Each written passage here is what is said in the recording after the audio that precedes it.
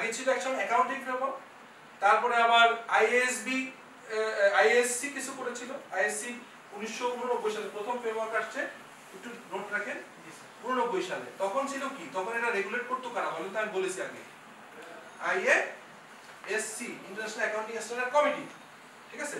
International accounting standard committee প্রথম কিন্তু শুরু করে 73 সালের দিকে প্রথম শুরু করে অ্যাকাউন্টিং কে গ্লোবালাইজ, হারমোনাইজ অ্যাকাউন্টিং কে। আমি আরেকটা কথা বলি, এটা আপনি এস্টাবলিশ করে ফেলবেন বলতে বলতে, যে বিজনেসের ল্যাঙ্গুয়েজ ইজ অ্যাকাউন্টিং। আজকে থেকে বলবেন, প্রতিদিনই বলবেন বিজনেসের ল্যাঙ্গুয়েজ হচ্ছে কি অ্যাকাউন্টিং। কারণ অ্যাকাউন্টিং ছাড়া কি বিজনেস বোঝা যায়? পারফরম্যান্স। আমার মা বাচ্চা ক্ষুধা লাগে, এটা মা বলতো না মুখে, ও যদি ভাষা দিয়ে না বলতো তাহলে মা বুঝতে পারতো। So accounting is like the language of business. আর অ্যাকাউন্টিং এর অ্যালফাবেট বলে না, একটু বললাম, এটা আইপিএ বললাম, ইন্টারন্যাশনাল ফনেটিক্স অ্যালফাবেট বা নরমাল অ্যালফাবেট। নরমাল অ্যালফাবেট আমরা জানি হচ্ছে যে 5টা হয়, আর ইন্টারন্যাশনাল ফনেটিক্স অ্যালফাবেটে বলে হচ্ছে 15। আমরা দেখেন ওই যখন আর্টিকেল পড়ি, হ্যাঁ, আর্টিকেল পড়তে যে আমরা ব্যাখ্যা বানাই যে 5টা এ আই ও ইউ হলেই আমরা কি করব? এন বলবো। আর কিছু কিছু এই যদি অর মতো উচ্চারণ হাবিজাবি বানাই না, এই কিছু না, কিন্তু ওই 20টা যে অ্যালফাবেট ফনেটিক সাউন্ড আছে, ওই 20টার সামনে অলওয়েজ এন বসবে। তো আমরা জানি না, দেখে বিভিন্ন রুল বানায়। রুল বানাচ্ছি কয়টা? 44টা রুল। দেখবেন যে আমাদের অ্যাকাউন্টিং, সরি ইংলিশ গ্রামার বইটা 40টা রুল আছে। কি বলে তো আসলে না, ওই যে আর্টিকেল রুল একটা। ধরেন সিম্পল, যে গেটে কেউ বেল দিল, আমি বললাম ফারুক কে আসছে, ফারুক বলবে there is a এ না কিন্তু there is a man। প্রথম বললো there is a man। পরে কি বলবে? আমি বললাম যে কি চাই, তখন বলবে this man, তখন কিন্তু this হয়ে গেল, বা the man asking for money। তাহলে নিয়ম কি? আর্টিকেল মানে এ, এন, প্রথমবার বললে হচ্ছে এ হয়ে যাচ্ছে, পরে যখন স্পেসিফাই করছেন দি হয়ে যাবে। বুঝা গেছে? এখন তাহলে দি আর এর ভিতরে কোনো ডিফারেন্স নেই। প্রথমবার যখন বলবো I have a car, the colour of the car is red, তখন প্রথম বললেই কিন্তু আই হ্যাভ এ হাউস বা we have a house, the house is situated is in Bagerhat. So যখনই এ দিয়ে শুরু করলেন কোনো সেন্টেন্স, তারপরে যখন আপনি স্পেসিফিক করছেন দি হয়ে যাচ্ছে, তাহলে এক রুল শেষ।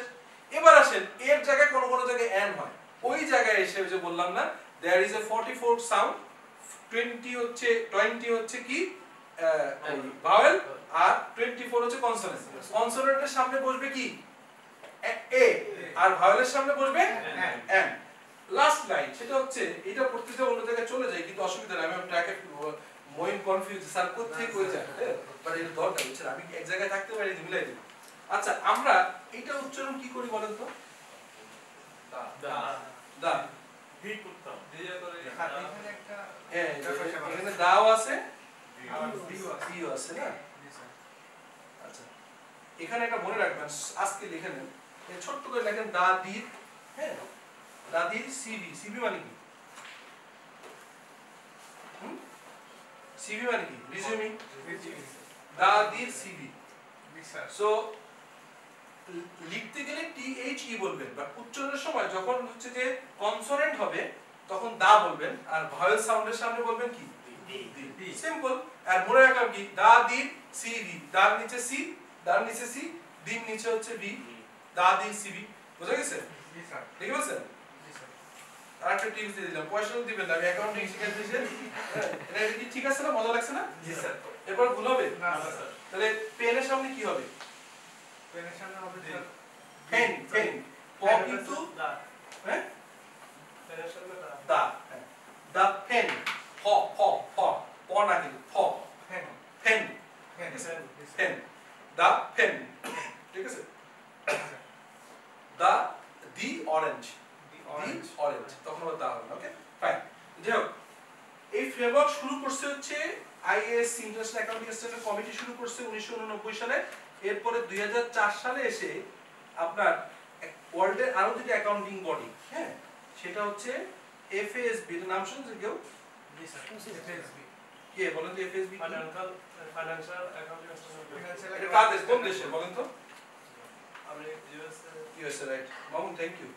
মামুন পড়ালেখা করতেছেন বোঝা যায়। ইউএসএ, এটা তো ইন্টারন্যাশনাল, সারা পৃথিবী। এরা বললো যে সারা পৃথিবীর ইকোনমি দেখেন, হ্যাঁ, ইকোনমি কন্ট্রোল করে কারা? ইউএসএ। ইউএস এর অ্যাভয়েড করার সুযোগ আছে। তারপরে ইউরোপিয়ান ইউনিয়ন পরে বললো যে না ভাই এই এক এক দেশের US gap, Indian gap, Bangladesh gap, UK gap. So আমি যখন সারা পৃথিবীর হাজার হাজার জায়গায় ব্যবসা করবো, ইম্পোর্ট করবো, এক্সপোর্ট করবো, ব্রাঞ্চ করবো, কোম্পানি করবো, সো এক এক দেশের অ্যাকাউন্টিং স্ট্যান্ডার্ড একরকম হলে আমি কনসিডারেট করবো কিভাবে? তখন বলছে না ইউনিফর্ম মানে যেটা হচ্ছে ইউনিফাইড এবং হচ্ছে হারমোনাইজ অ্যাকাউন্টিং সিস্টেম করতে হবে। তখন ইন্টারন্যাশনাল অ্যাকাউন্টিং স্ট্যান্ডার্ড কমিটি করে। ইট ইজ এ ইন্ডিপেন্ডেন্ট ইয়ে ছিল, হ্যাঁ, বাট তখন কিন্তু আইএসসি থাকা অবস্থায় কিন্তু খুব একটা প্রফেশনাল ছিল না, ভলান্টারি, বাংলাদেশ থেকে হয়তো কেউ কাজ করছে, ইন্ডিয়া থেকে। বাট এরপরে এসে তাহলে এই 2004 সালে দুজন মিলে একটা উদ্যোগ নেন যে এই যে ফ্রেমওয়ার্কটাকে তৈরি করব, ভালো করব, বাট এটা প্রজেক্টটা সাকসেসফুল হয়নি। 2010 এ একটা ইনকমপ্লিট আসছে, 2014 এর পরে 2010 এ একটা ইনকমপ্লিট হচ্ছে ফ্রেমওয়ার্ক আসছে। ফাইনালি এসে 2018, এইটা মাথায় রাখলে হবে, সব তো শুনলেন বাট এটা মাথায় রাখতে হবে, 2018 মার্চে এসে এই ফ্রেমওয়ার্কটা তৈরি হয়েছে। এই ফ্রেমওয়ার্ক, এখন প্রশ্ন হচ্ছে যে এত বেশি সময় কেন ফ্রেমওয়ার্কে দিলাম? 2018 মার্চে যে ফ্রেমওয়ার্ক ধরেন আপনি সিম্পল, আপনি একটা মানুষ, হ্যাঁ, সিভি লিখবেন, আপনার দাদাকে, বাবাকে, কোথায় বাড়ি, এটা ছাড়া কি আপনি শুরু করতে পারবেন?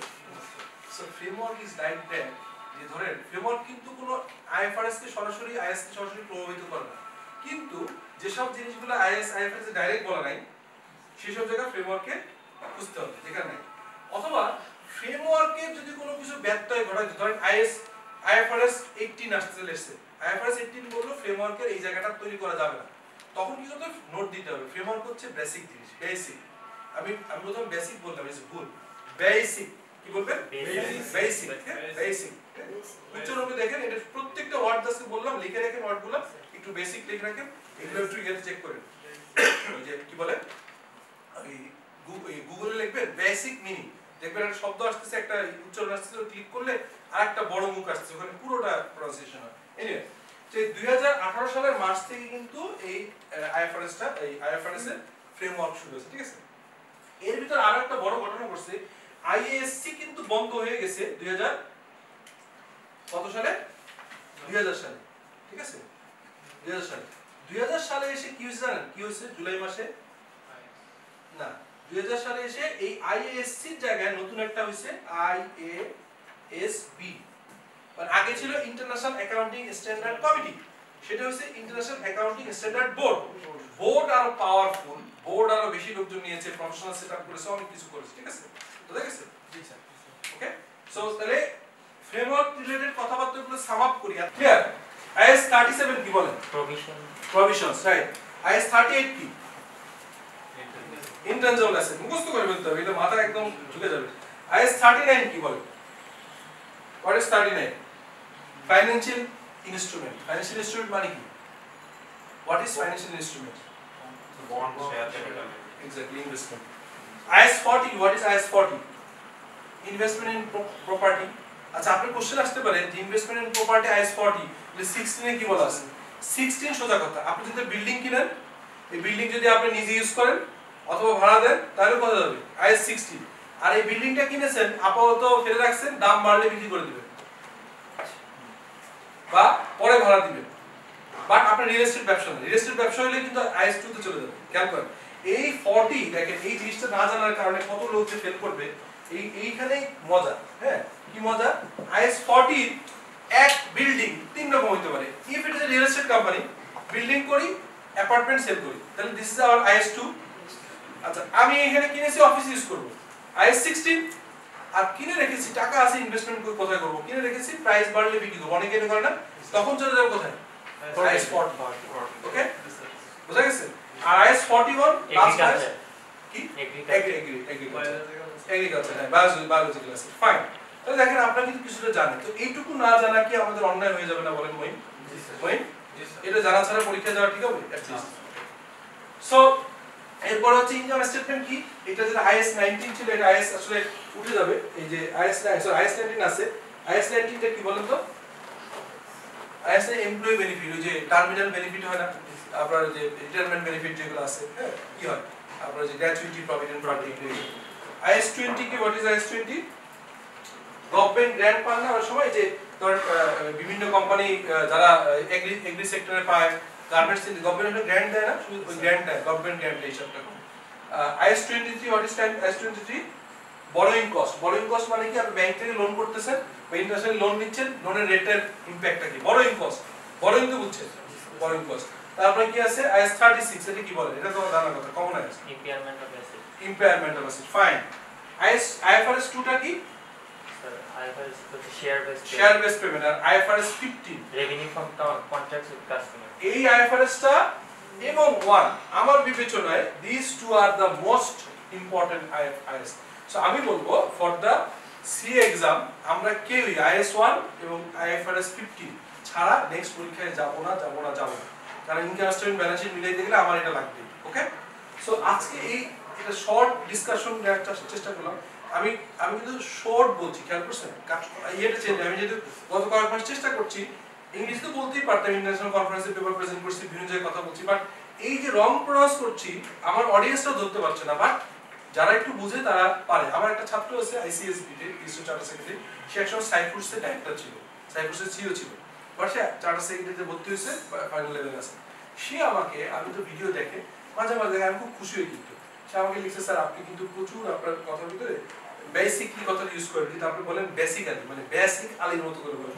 আচ্ছা বেসিকলি স্মার্ট দেখেন, ইংরেজিটা কি থাকে, মডুলেশন থাকে, বেসিকলি আর বেসিক্যালি কেমন হবে না, বাঙালি মানে খ্যাত মনে হয় যে বেসিক্যালি মানে হচ্ছে বেসিক্যালির মতো, আর বেসিকলি মানে হচ্ছে স্মার্ট ইংরেজি। কিন্তু স্যার ঠিক করে দাও না এটা, সো আমার মনে হয় যে মানে ওই যে বলে যে দুই ধরনের লোকের মনোযোগ রাখা খুব কঠিন। কি কারা জানেন, যদি ঘুম আসছে, ঘুমের আগে যত কথাই বলে না ভাই রাত দেন তো, আর হচ্ছে পেটে ক্ষুধা, সো ক্ষুধা এবং হচ্ছে নামাজ আছে। সো আমার মনে হয় যে আজকে যে আমাদের জাহিদ হাসান সাহেব আসলেন, প্রখ্যাত আমাদের অভিনেতা, ওনার কারণে একটু মিটিং করতে দেরি হয়ে গেল, আমার ইচ্ছা ছিল লম্বা সময়, স্টিল আমরা এটা কন্টিনিউ করি, চলে। এরপরে আমরা মইনের একটা জানতে চাও, গতবার বসে আমরা একটা কাজ করবো, সেটা হচ্ছে লেটস সে সবচেয়ে ভালো হবে মইন অথবা মনি, লেটস সে কোনো একটা পরীক্ষা একবার বা দুইবার দিয়েছে, ওই পরীক্ষাটা তাদেরকে আবার দেওয়ার পরে বা আরো দুজনে দেওয়া হবে, দিয়ে কি কি ভুল হচ্ছে ওই কোশ্চেন নিয়ে পোস্টমর্টেম অ্যানালিসিস করব, যেটা আর ভুল করা যাবে না।